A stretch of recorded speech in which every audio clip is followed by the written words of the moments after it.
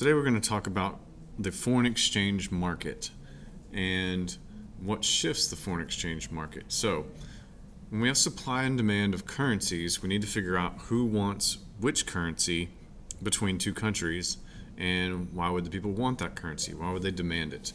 So, the 5 reasons are this acronym called TRIPS. So, the first one is tastes. And that's because if one country has a taste for goods and services from another country, they're going to want that country's currency in order to buy it. So tastes for foreign goods and services. The next thing is the real interest rate. Now, we're greedy by nature, so if I have an increase in the real interest rate in a country, I am going to want to put my money into bank accounts that pay well. So we can call this investment. Let's just say that investors get happy when they see high interest rates in another country. So I'm seeking interest income. So when I seek interest income in another country, if their bank accounts pay well, I'm going to need their currency in order to make that income off of their bank accounts. So I'd take money out of my bank account and I'd exchange it for another currency and then deposit in their banks because they pay better interest rates. So the next one, the I in TRIPS, is income. So if our wages, rent, interest, or profit increase, that's going to lead to imports increasing because we're a global economy, we buy stuff from other countries. The next one is price levels. If there's inflation in a country, then we will shop where it is cheapest. So if things are cheaper in Mexico, then I would need to get pesos in order to buy things from them or from their country. The last one, the S in TRIPS, is speculation. This is simply playing the market.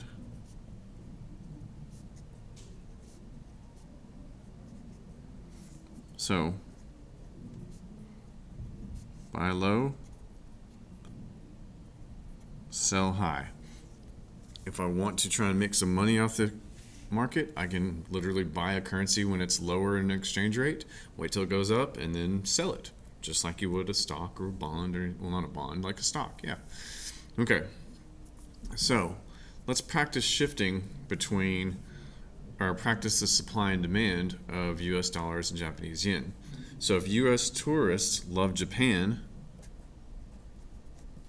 as a taste, so the supply of the dollar would increase and the demand of the yen would increase.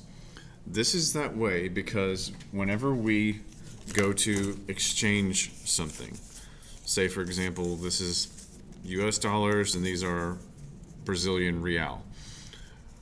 When I go to the bank, I'm going to hand the dollar to the banker and they're going to put it into the supply of the US dollar, so the supply would go up. They're going to put this dollar into that drawer with the other dollars, and so that's the supply and it's increasing. Then my demand for this other one is going to increase. So it's supply of one, demand of the other, and they always move in the same direction. So if the US government cuts income taxes, then our income would go up, and I'm going to go shopping again, so I'll put my dollars back in the supply and I'll demand yen. If there's higher inflation in Japan, that is price level.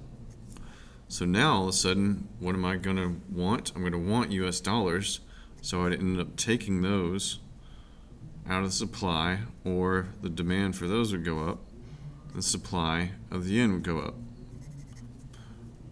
Let's mark out that one. So demand of the US dollar would go up, and the supply of the yen would go up, because I'd put my yen back in the supply, then I'd demand US dollars. Now, if there's high interest rates in Japan, that is income off of interest is going to lure me to put my money into Japanese bank accounts. So now the supply of the dollar would go up, the demand of the yen would go up. The US has a huge recession. Well, if that happens, income in the US would decrease, and therefore I'm not going to demand yen because I'm not going to buy anything from Japan. Then that's also going to make me want to pull dollars out of my bank account to spend them, right? Because it's a recession and losing my work, and I'll need to dip into my savings and pull it out of the supply. Now, when we're setting up the graphs for all this supply and demand, it's going to be supply and demand graph. And anytime we have that, what we're going to do is draw supply and demand for both markets. And always name your market, dollar market, yen market. Decide what symbol you're going to use. For yen, I'll use a Y with some line drawn through it. You don't have to know these symbols. If you just draw a Y for yen, it'll be fine. And we know the US dollar is that. So I'm going to set up my supply, my demand, supply, and demand. So now the trick is everything is going to be marked with a dollar, and the dollar is going to go underneath everything.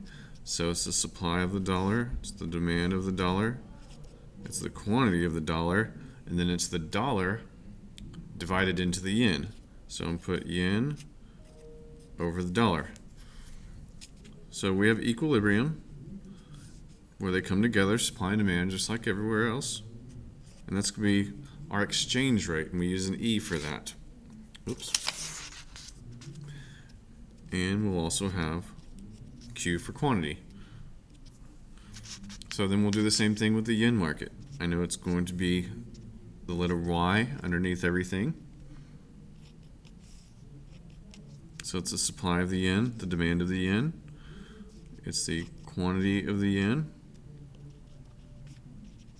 I'm going to have my exchange rate. Then I'll have the dollar divided by the yen.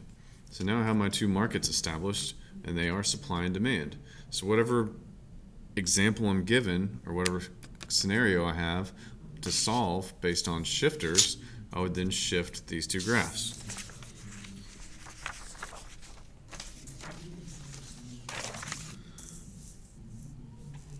So let's do our example as the dollar market and the euro market. We'll do this on the back of the page.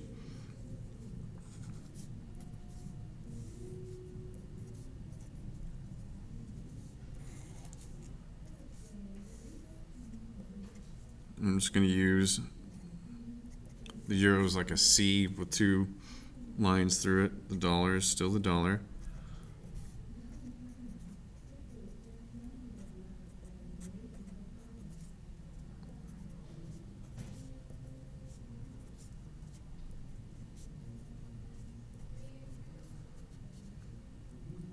And this one is the dollar divided by the euro.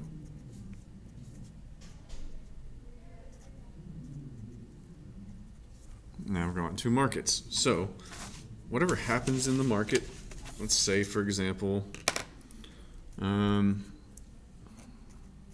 Americans want European goods. So Americans want European goods. So what's going to happen here? Well, that means I'm going to put my dollar back in the supply, and I'm going to demand euros. So let's just draw what we solved for with our shifter. So we're going to do like every supply and demand graph. Going to shift it to the right because that's my increase. Now, where my new supply curve meets demand, I go over and down, Q to Q1, and E to E1. So I can see the exchange rate dropped because when there's more of it, the price drops. Now let's do the same thing for demand over here. The demand of the euro increased. I'm going to shift that to the right, go over and down. So now I can see that the exchange rate went up with my increase in demand. Now we got to meet the two brothers, Sid and Wes. So Sid and Wes are going to tell us what happened up here in our story to our country's currencies and what effect that would have. So looking at this one, if this E goes up, the exchange rate increased, that means it appreciated or got stronger in value. This one depreciated against the euro and got weaker in value. So Wes, I can tell, is going to be the dollar, and Sid is going to be the euro. So what happened in the euro market once we wanted their currency is it got stronger. And that would make imports go up, which puts you in a trade deficit. So when the dollar becomes weaker, exports go up, and that puts you in a trade surplus. So these countries compare to each other. If my euro is stronger when I trade it for $1, I'm going to get more dollars, aren't I? So the other currency is going to become cheaper. Their goods and services are cheaper now. And our net exports, remember we got X minus M. And if I look at this, if I know my imports are going up, then what does that mean to aggregate demand? It's going to decrease because we're not making stuff, we're buying it.